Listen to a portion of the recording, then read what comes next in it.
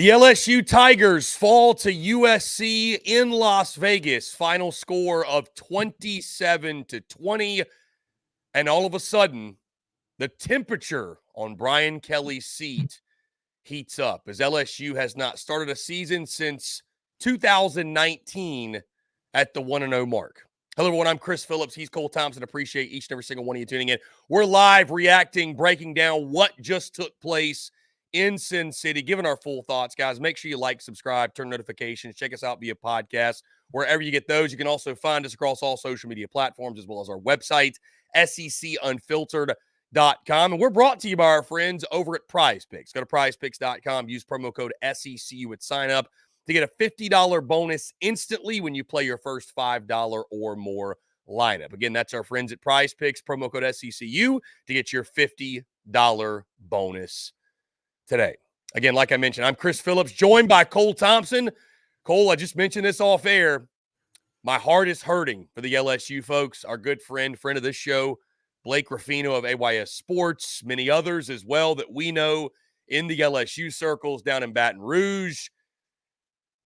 Man, this is a tough one. I mean, there's no way to spin this. There's no way to spin this game really in a positive. The loser of this game was going to feel dejected, was going to feel like kind of a knockout blow, like your season's not over, but you knew going into it, it was one.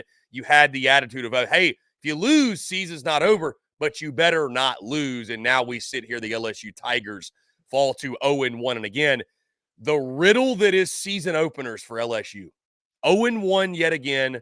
Brian Kelly losing his third straight season opener. You haven't started a season 1-0, like I mentioned, since 2019. Cole, your initial reactions to this ballgame.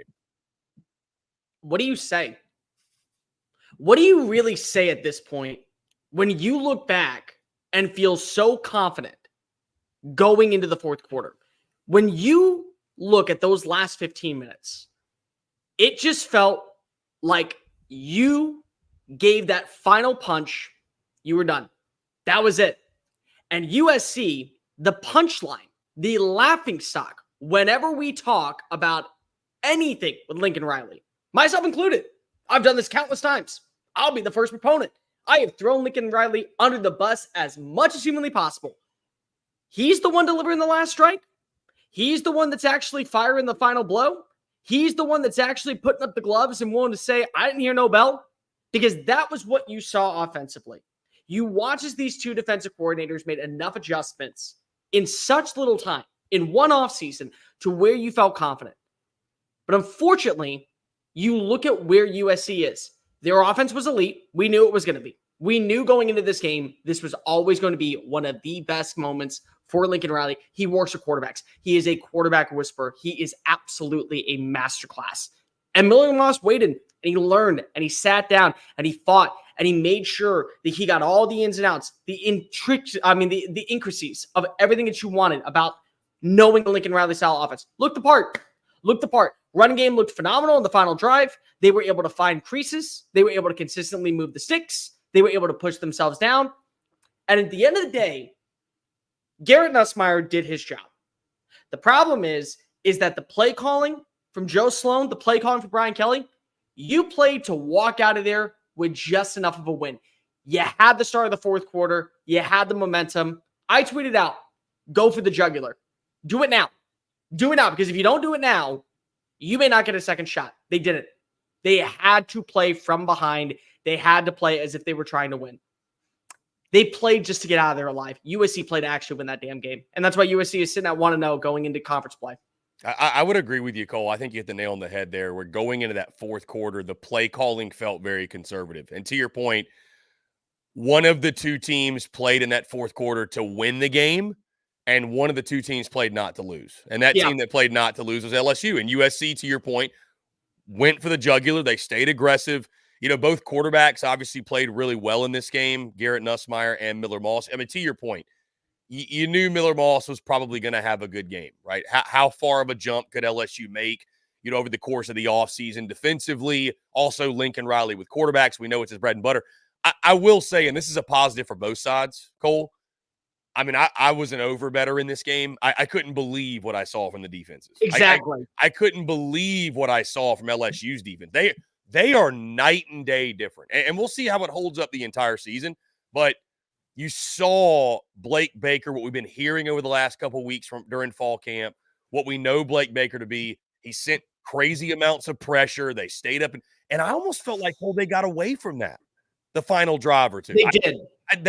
I felt like there was not as much of that pressure we saw all throughout the game. To your point, it was an LSU team, and I just can't believe I'm saying it because this doesn't feel right.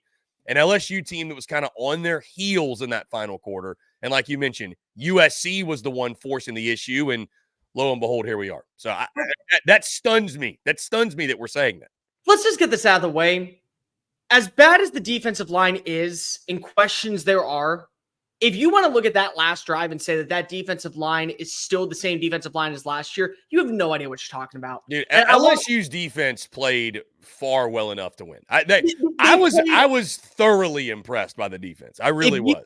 If you tell me right now that for 60 minutes, I get 50 minutes of solid defense from LSU, I'm thinking you're winning that game.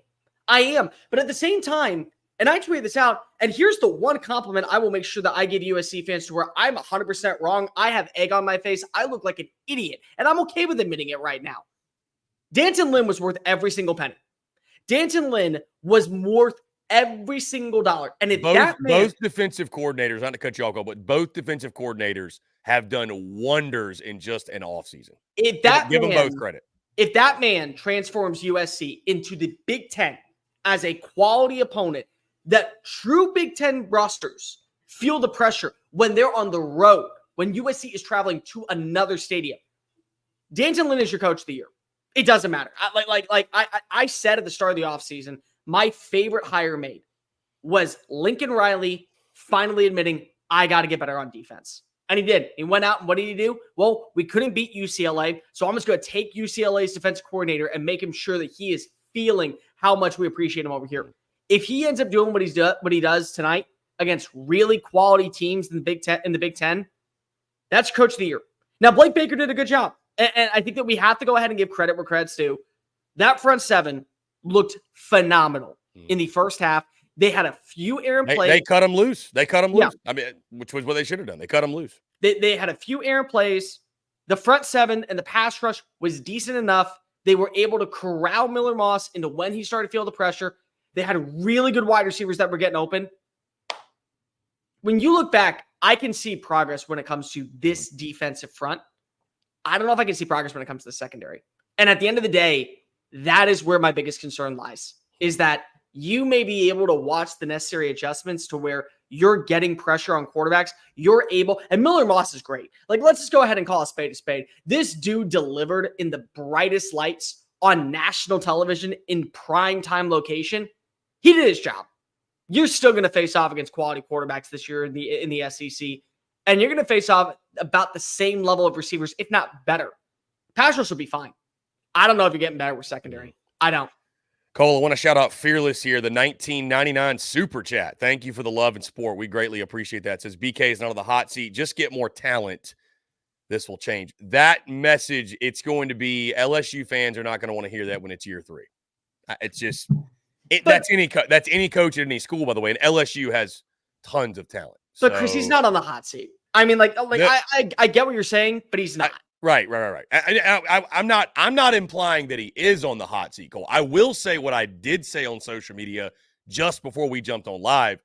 The temperature just got turned up in Baton Rouge. I'm not saying he's on the hot seat, but they don't receive losing well down in the boot. They don't. So, especially losing another season opener, right? Like, the season's far from over. LSU's got so much in front of them.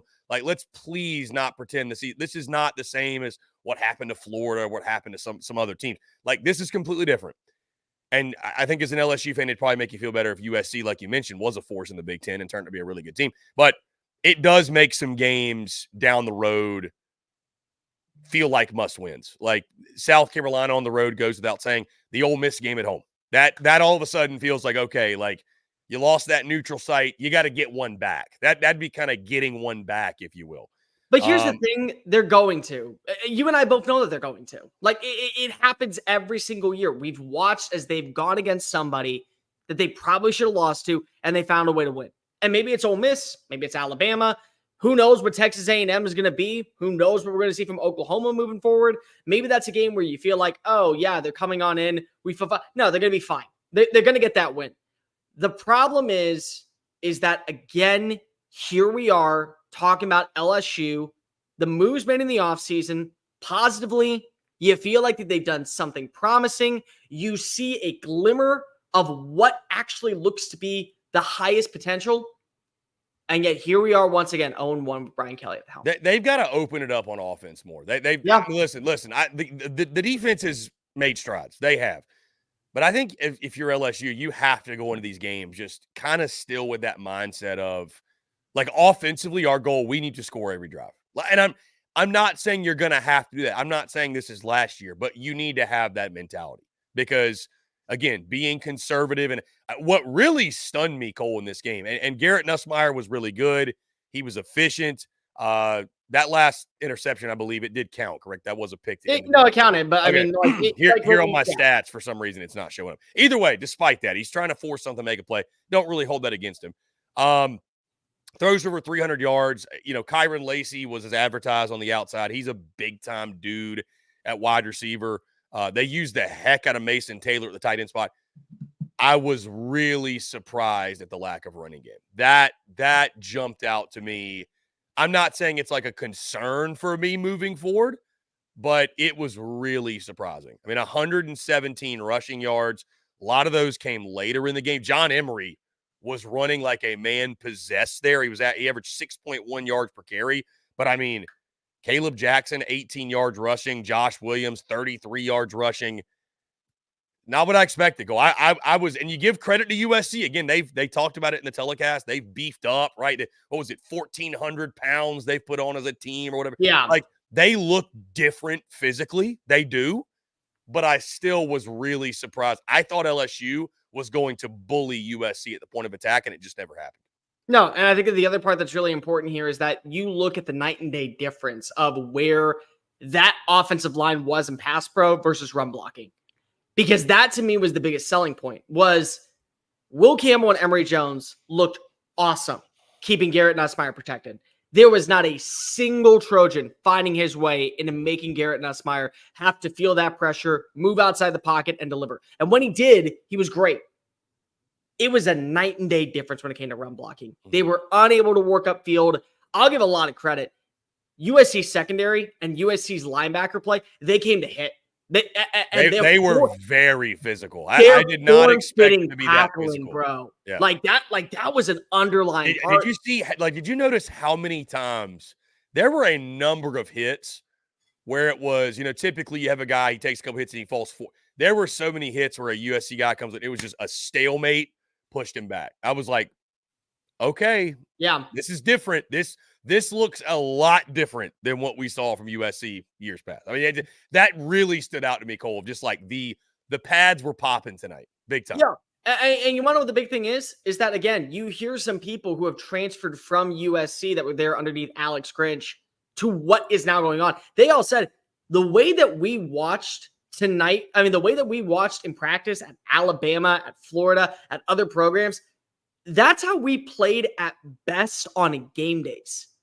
It is a night and day difference. Danton Lynn walked in and said, whatever the hell you were doing last year, yeah, we're throwing that shit out the door. We're never talking about it again. We're going to do it my way. You're going to give me full control. And if you have any backlash to me, you're going to look me dead in the eye and just say, yes, sir, and move about your day. Because I don't care what you have to say. I'm going to fix this because if you're paying me to fix this. Because of my God, you wasted a talent. And like, that's really what it comes down to.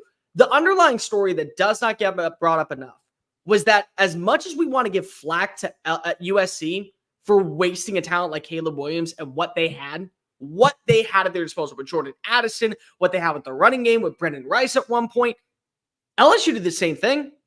LSU had a Heisman caliber quarterback, 2 first-round wide receivers, stellar offensive line play last year, and it was wasted by fecal defense. So what'd you do? You paid for it. You paid for Blake Baker. You paid for Bo Davis. You paid for Corey Raidman. and for most of the time, looked pretty good. But USC looked better. And honestly, I hate to say this part. USC at the very end, USC at the last drive made sure that if they were going to go down, they were going to go down with at least a big smack to let LSU know we mean business. And that was not a message to LSU. That was a message to the Big Ten. Oh, we were the butt of everyone's jokes when we came on in with Alex Grinch. Yeah, well, the Grinch may have stole Christmas, but we're going to steal back the spirit of USC. And that's what they did. And that's what you have right now. I definitely, Cole, came away from tonight with more respect for what USC's got this year. They've got some dudes. They've really got some dudes. I mean, I picked LSU to win this game. I believe you did as well. I think our entire staff, our entire crew did. No, I didn't pick them to win this game. I picked a blowout. I mean, I'm the biggest one with the egg on my face. I thought for sure that Danton Lynn was the best hire. I thought it would take 1 year. Yeah. I thought 17 points. So do you leave this game, Cole, more so impressed with USC or more so concerned for what LSU's got? I came more way impressed with USC because of the offense was always going to be there. The offense was always going to be a thing that you had to worry about. And it was. Again, I mean, you're not questioning Lincoln Riley when it comes to quarterback play. You're not questioning Lincoln Riley when it comes to scheming up quarterbacks and putting them in the right position. You're not questioning Lincoln Riley when it comes to his ideologies on putting the right players in the best position possible. And you saw it. I mean, you watch, and it's not just Kyron Hudson making spectacular. That's the best catch of the college football season. Like, just stop the count. That is the best catch you will see all year. And then he makes the crazy one in the last drive. Yeah, it's not just that. It's not just having a guy like Zachariah Branch that we all knew was going to be good. It's not just having a Deuce Robinson at tight end that just feels like a wide receiver. It's not any of that. It's the fact that once again, you brought physical style of defense for the first time really since Pete Carroll was running the show down there in 2004, 2005. That's what you saw tonight. And that's going to be something moving forward. LSU is going to be a team that once again doesn't play well, plays just to skate on by in a neutral site location, and they'll somehow be 9-3, 10-2 at the end of the year. This will be one loss. They'll get a win over, say, like Alabama. They'll get a win over Ole Miss. They'll figure it out. Garrett Nussmeier, I think, delivered on all areas to where you felt that confidence moving forward. Like, you lose a Heisman Trophy winner, but you might have a guy that's going to be in New York City as a dark horse. Like, you're fine with that. USC, I think I had them going 8-4. Tonight felt like a playoff game. And tonight felt like a team that if you put them in a playoff atmosphere, they may lose. But they sure as hell are going to make sure that they're going down swinging. Another disappointing thing for LSU, Cole, 10 penalties in this game. 10 penalties for 99 yards. Really showed itself in the second half. I know it's game one, obviously, but hard to win with those double-digit penalties, shooting yourself in the foot, just self-inflicted errors. So, it's from the LSU perspective, man, it's incredibly disappointing. I mean, it is. You know what's so disappointing about it too, Cole, is you feel like you can't even really walk away from this game happy about your defense because you obviously lost the game. Like, you're not able to walk away from this one taking away as many positives because at the end of the day, you lost anyways. So it just, because I think, and I know you still give up 27 points, but the defense looked, in my opinion, night and day different. And you just have nothing to show for it. Hold up. You're saying that there's no positives? There are, but I'm saying, like, you don't think about the positives coming off an L. No, you won't. But there are. But, yes, there absolutely are, especially on defense. No, there's a ton of positives that you can look back and say, yeah, we feel really good about where this team is. But at the same time, you don't want to hear it. You don't want to hear it when you're walking onto Fremont Street and trying to get a drunk off your ass. You don't want to think about it when you're going into the casinos and betting all the money you have in your pocket just to feel any bit of life. You don't want to do any of that. No, what you want to say is we're 0-3 in season opener since Brian Kelly arrived. We're paying him $9.5 million to be the difference maker. We're paying him to go ahead and set the standard. And again, it's Overreaction Monday. Welcome to Labor Day. Every single year, you get to wake up early in the morning, and guess what? You're left without going to work. So who cares? To me, I'm just looking at this like it's overreaction, but you're paying $9.5 million to play in these type of games. And the problem is that LSU has a standard, and it's to be a playoff team.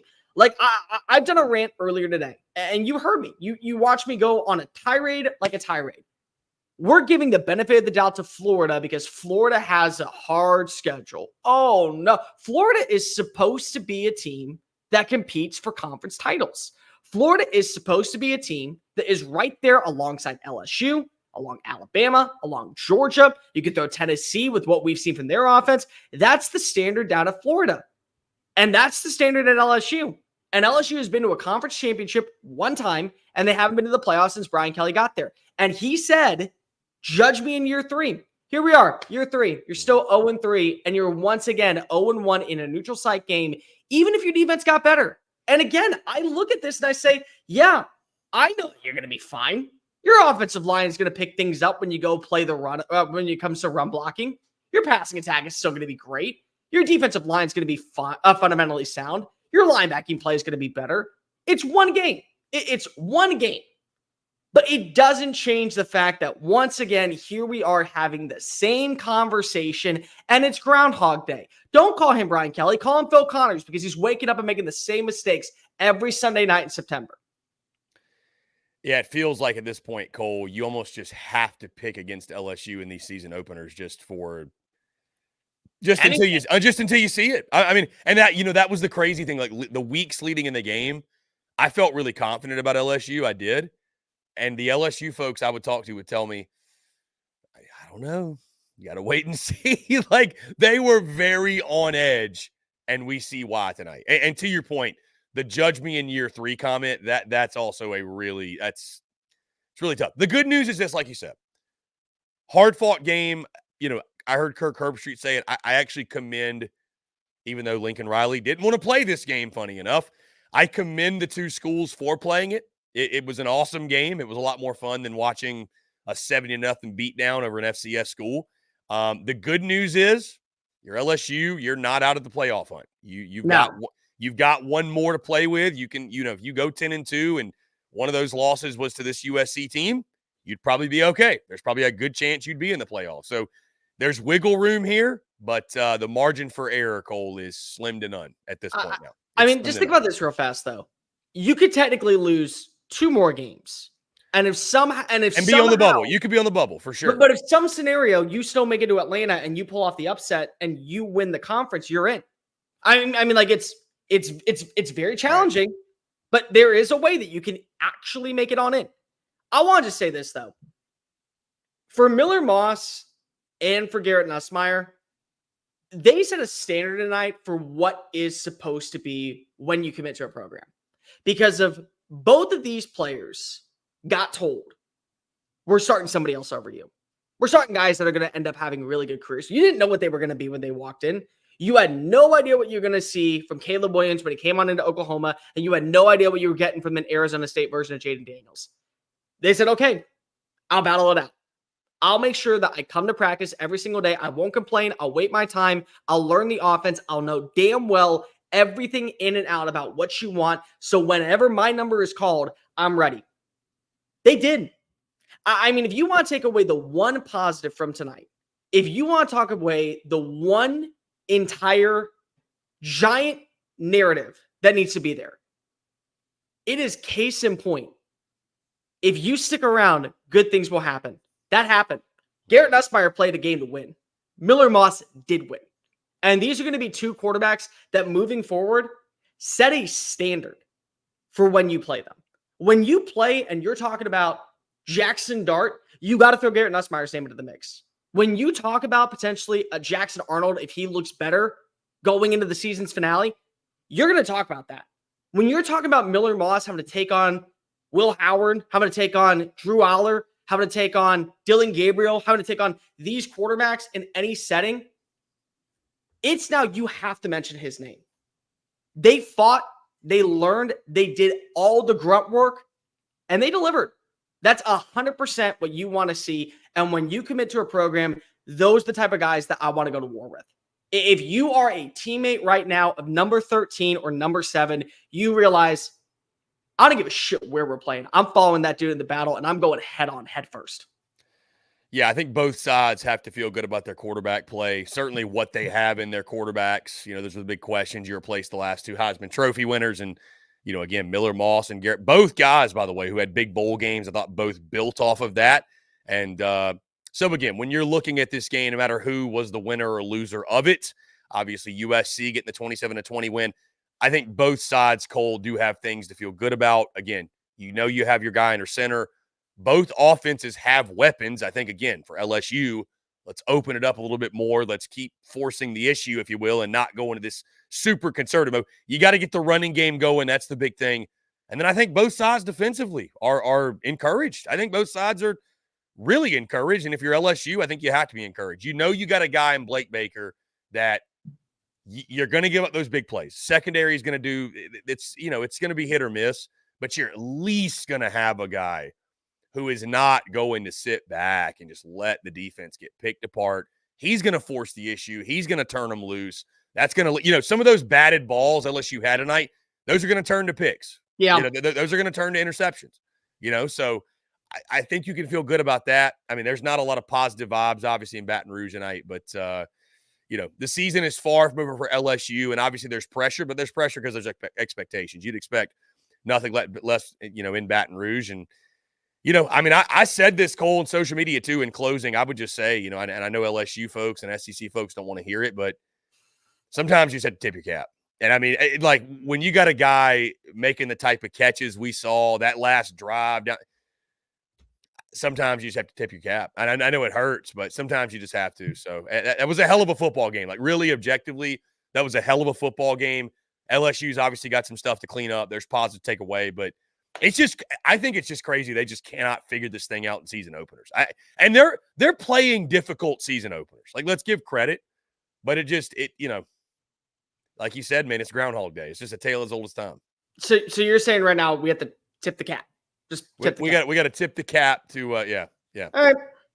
Yeah. Congratulations, Lincoln Riley. I was wrong. I was an idiot. I don't want to give Lincoln Riley credit. I don't want to give you credit. What choice do we have? No, I don't want to give. I don't want to give him credit. I don't want to. We've had so many, by the way, USC fans commenting, talking that talk, celebrating. So USC fans have found the SEC Unfiltered YouTube channel. I don't want to give. I don't want to give whatever. credit. I don't want to give USC fans credit. But I got it. I mean, one team played to walk away with just the victory. One team played to win the game. Yeah. The team that played to win the game won the game. And that's because if you had the coach that was finally willing to actually deliver. And that's Lincoln Riley. So tip my cap to you. I'm an idiot. Go ahead. Call me an idiot, Lincoln Riley. You're allowed to tonight. Guys, that'll do it again. LSU falls to the USC Trojans. Final score of 27-20. And Brian Kelly and the Bayou Bengals struggles in season openers continues. Guys, appreciate each and every single one of you tuning in. Thank you all so much. Make sure you like, subscribe, turn notifications. Check us out via podcast where you get those as well. Make sure you follow along on social media and check us out on our website as well, secunfiltered.com. For Cole Thompson, I'm Chris Phillips. Appreciate each and every single one of you tuning in, and we will catch you on the other side.